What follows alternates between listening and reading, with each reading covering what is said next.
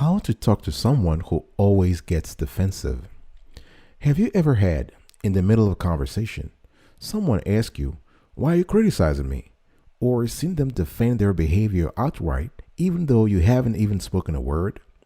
If yes, check out our tips on how to have a productive, positive exchange with your interlocutor when defensiveness is at play. Next time you find yourself in such a situation, know what to do, and most important, how to react if you feel like the other person doesn't care, your feelings don't matter to them, or you yourself don't matter at all.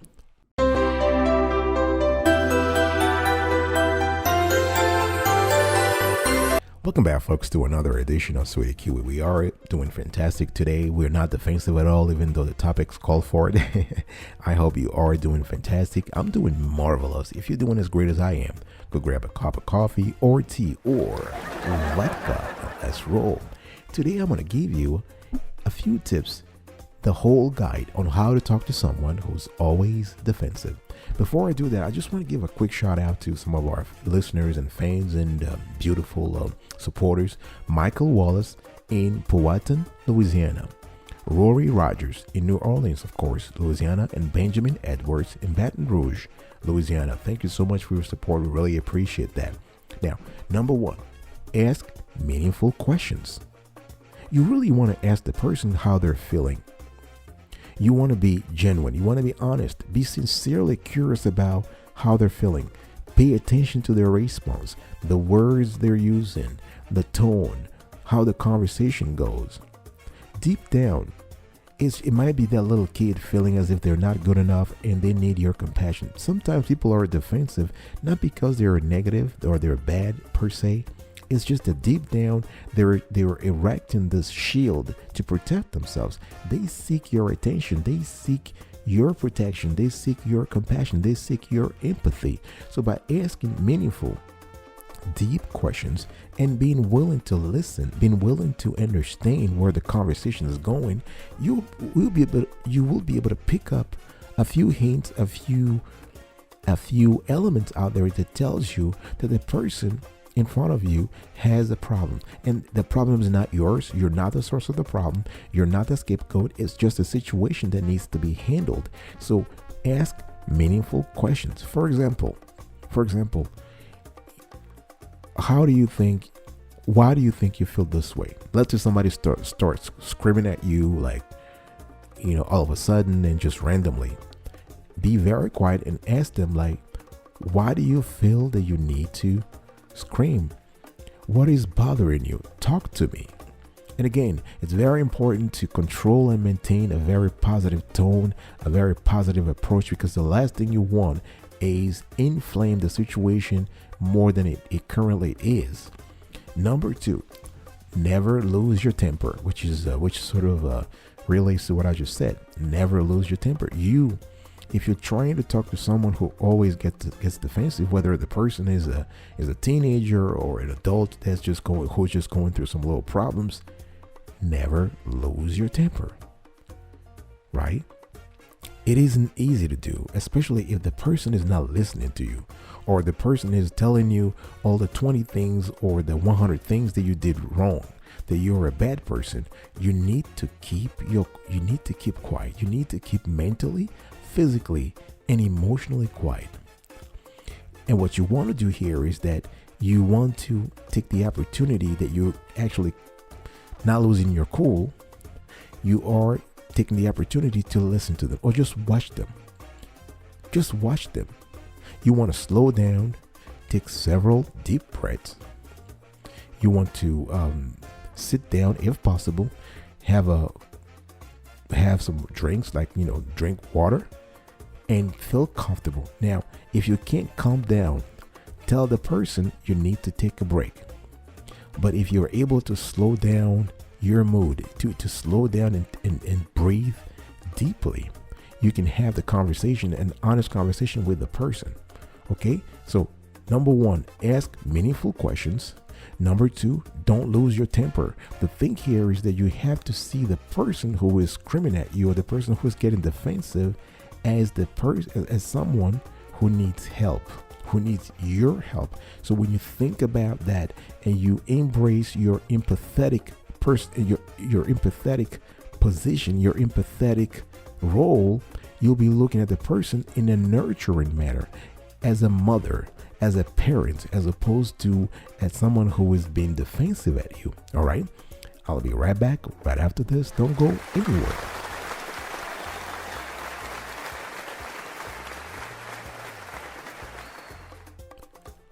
Welcome back, folks, to another edition of Sweetie Kiwi. We are still continuing our conversations around how to talk to someone who always gets defensive. And if you love the clarity and the quality of the content so far, and you love this sort of self-improvement content, please consider subscribing to our channel. We have an entire series dedicated to this topic, and turn on the notification bell so you are informed whenever we drop a new show. You can also check that our series about unlock your potential and how to get ahead, how to rise, all those sort of similar topics that will help you become a better person. Like this content, please share it if you believe someone somewhere might need this particular topic at this very moment. We'll really appreciate that.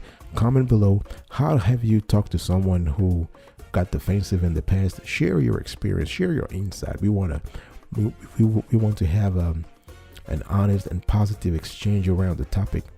Now, want to quickly give a shout out to Trip Molina in Oleman, that's in Maine, Daryl Gregory in South Elliott, that's in Maine, and Roberto McDowell in Presque Isle in Maine. So Trip, Daryl, and Roberto, we really appreciate your help. Number 3, focus on your feelings.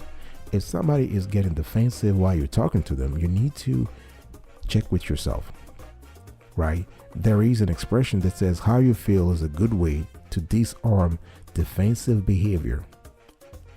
How you feel, beginning with an expression of how you feel, is a good way to disarm defensive behavior. So if somebody's on defense, somebody's playing defense, you don't have to play offense. You can play neutral. You can stay put. But while doing that, you need to focus on your feelings. You need to focus on how you're feeling at this particular moment. Are you good? Are you fantastic? Are you marvelous? Or are you bad? Right? So if you feel your emotion is getting out of the way, you need to bring it back. You need to bring it back. And again, there are several exercises. We've covered this topic in the past. You can breathe. You can take a walk. You can actually drink some water. You can sit down. You want to be very careful about not saying something you might regret. So focus on your feelings. Number 4, start on a positive note. If somebody is always on defense, if the person always gets defensive, start on a positive note. For example, you can tell the person, you are a great friend, and I am telling you this because I care about you. And again, folks, I'm not asking you to say this in a very hypocritical way. You want to say this in a genuine, in an honest, in a sincere way. And you want to tell the person, hey, I really care about you. Right now, I have a different version of you. I'm having a different sort of format of who you are. But I know deep inside, there is a great person. Of course, you don't have to say it this way because you don't want to inflame. You don't want to, make things worse than they currently are. You don't want to add fuel to the fire. But what you want to say is, again, as I said earlier, you are a great friend, and I'm telling you this because I care about you. Also, you can show appreciation for what the person has done, right? So you can say, you are a great friend, and it's just wonderful whenever I think about what you did for me 5 months ago.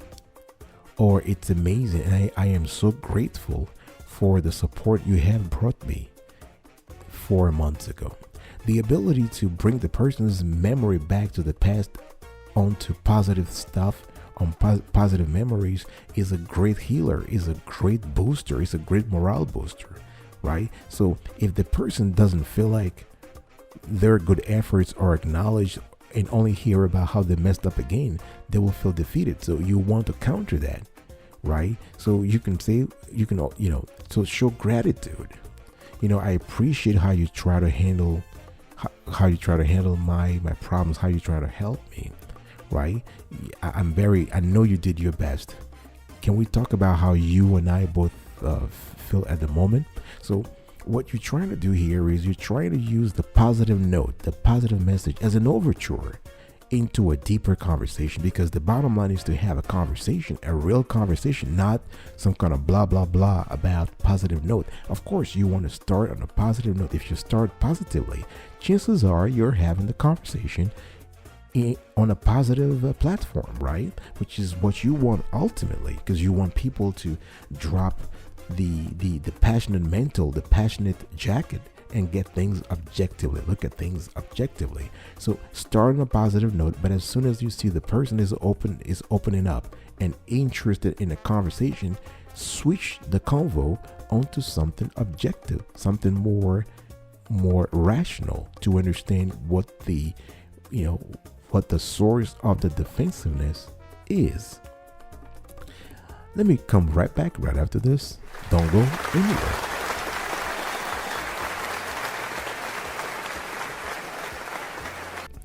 Welcome back, folks, to another edition of Sweetie Kiwi. We are still talking about how to talk to someone who always gets defensive. And I want to quickly give a shout out to Callan Franco in Amherst, New Hampshire, Anderson Lowe in Exeter, New Hampshire, and Spencer Dawson in Wolfboro, New Hampshire. I just appreciate all the support you send us, all the letters, all the emails. We really love reading your emails and all your suggestions. It's fantastic. Number 5, start with some vulnerability and responsibility.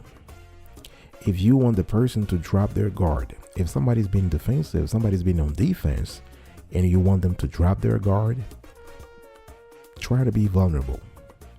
Try to be accountable. Try to be responsible. Be vulnerable with the person and take some responsibility for the situation. You can say, listen, I understand you. I think in the end, I carry some responsibility also. You're trying to make sure that the person understands that you understand them.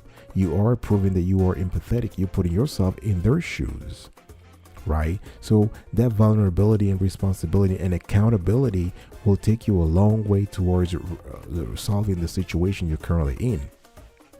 Number 6, and that's the last thing you need to do. Avoid using blame language. Right? Don't start a sentence with you didn't hear me, you did it again, you just don't care how I feel. Always, never, all the time, constantly. Don't use words that are negative, nagging, screaming. No. Don't use words that might have a critical connotation. Don't use words that are pejorative. If you go back to what I said earlier on in point number 4, you want to start on a positive note and you want to continue, you guessed it, on a positive note. Now is not the time to play around with the English language and use words that you might regret, right? Because when the fire is on, you don't want to add fuel to it. You want to extinguish that fire, right? So avoid using blame language, avoid using negative language, avoid overall pointing fingers at the person who always gets defensive. All right. So this is it, folks. Let me quickly recap today's conversation. How to talk to someone who always gets on defense. Ask meaningful questions. Don't lose your temper. Focus on your feelings. Start on a positive note. Start with some vulnerability and responsibility and also accountability. Avoid using blame language. Okay? And here is a pro tip before I wrap today's show up. The pro tip is very clear. Pay attention to yourself when you are defensive.